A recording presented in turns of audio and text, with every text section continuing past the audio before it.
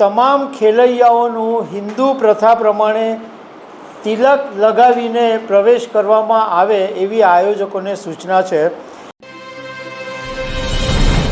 ગુજરાતની અંદર નવરાત્રિને હવે ગણતરીના દિવસો બાકી છે। 22 સપ્ટેમ્બરથી નવરાત્રિ શરૂ થાય છે અને એ પહેલાં વિશ્વ હિન્દુ પરિષદ, બજરંગ દળે જે ગરબાના આયોજકો છે એમના માટે ચેતવણી જાહેર કરી છે। એમને કેટલીક બાબતોનું ધ્યાન રાખવા માટે કહેવામાં આવ્યું છે।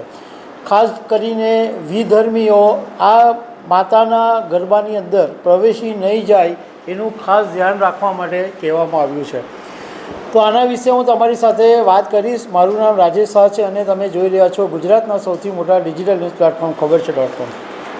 ગુજરાતમાં દર વર્ષે જ્યારે પણ નવરાત્રિનું આયોજન થાય છે ત્યારે બજરંગ દળના કાર્યકરો, વિશ્વ હિન્દુ પરિષદના કાર્યકરો ગરબાના સ્થળે પહોંચી જ જાય છે અને કોઈક વિધર્મીઓ પકડાય તો એ સમયે મોટી બબાલ થતી હોય છે।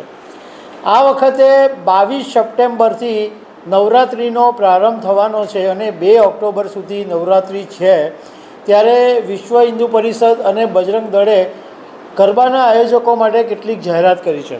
ખાસ કરીને એવું કહેવામાં આવ્યું છે કે તમામ ખેલૈયાઓનું હિન્દુ પ્રથા પ્રમાણે તિલક લગાવીને પ્રવેશ કરવામાં આવે એવી આયોજકોને સૂચના છે।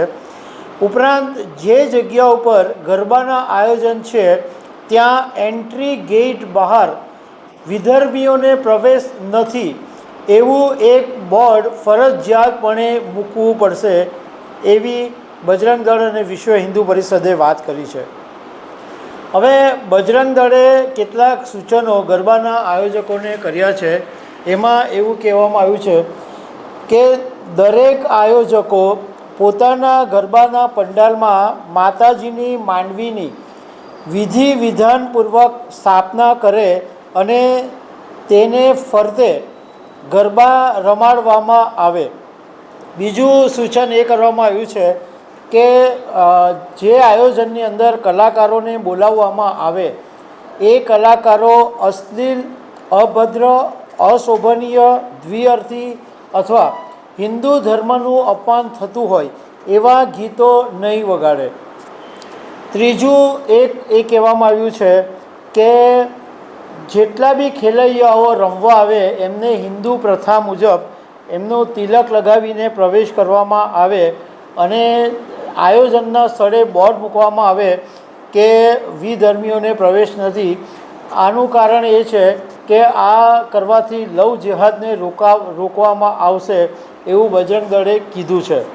બીજું એક સૂચન એ બી કરવામાં આવ્યું છે કે ગરબાના આયોજનમાં સિક્યુરિટી હોય, બાઉન્સર હોય, પાર્કિંગ હોય, ફૂડની વ્યવસ્થા હોય, જે કંઈ પણ આપવામાં આવ્યું હોય એમાં નોકરી, ફરજ કંઈ પણ હોય એ દરેક કામ માત્ર હિન્દુ સમાજના લોકોને જ આપવામાં આવે। આમાંનું કોઈ પણ કામ પાર્કિંગનું હોય કે સિક્યુરિટીનું હોય કે બોડીગાર્ડનું હોય, કંઈ પણ કામ વિધર્મી લોકોને આપવામાં નહીં આવે। બીજું એક suggestion out of the way Bajrang દળે એ કર્યું છે કે હોટલ અને રેસ્ટોરન્ટને એવું સૂચન કરવામાં આવ્યું છે કે જો કોઈ વિધર્મી યુવકની સાથે હિન્દુ યુવતી રૂમ બુક કરાવવા આવે તો એને રૂમ આપવામાં નહીં આવે। હવે આમ જોવા જઈએ તો બજરંગ દળે જે સૂચનો કર્યા છે એમાં કેટલાક સૂચનો ખરેખર બહુ જ સારા છે। એટલે નવરાત્રિનો ઉત્સવ છે એ ધાર્મિક ઉત્સવ છે અને એની અંદર બીભત્સતા, અશ્લીલતા એવું બિલકુલ આવવું જ નહીં જોઈએ। એની અંદર આ આસ્થાનો પર્વ છે અને એની અંદર શુદ્ધતા હોવી જરૂરી છે।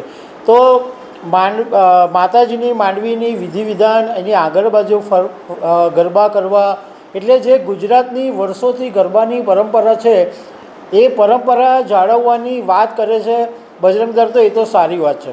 પરંતુ અનનેસેસરી નવરાત્રના સમયની અંદર હેવોકની ઊભો થઈ જાય, કંઈ બબાલની ઊભો થઈ જાય એવી પણ જોવી પડશે। કારણ કે હવે નવરાત્રિના ગરબામાં ધીમે ધીમે લોકોનો ટ્રેન્ડ બહુ સુધરી રહ્યો છે। હવે મોટે ભાગની જે મહિલાઓ છે કે છોકરીઓ છે એ એમના ફેમિલીની સાથે જ ગરબા રમવા જાય છે અથવા એમનું કોઈ એક વિશ્વાસપાત્ર સર્કલ હોય એની સાથે ગરબા રમવા જાય છે।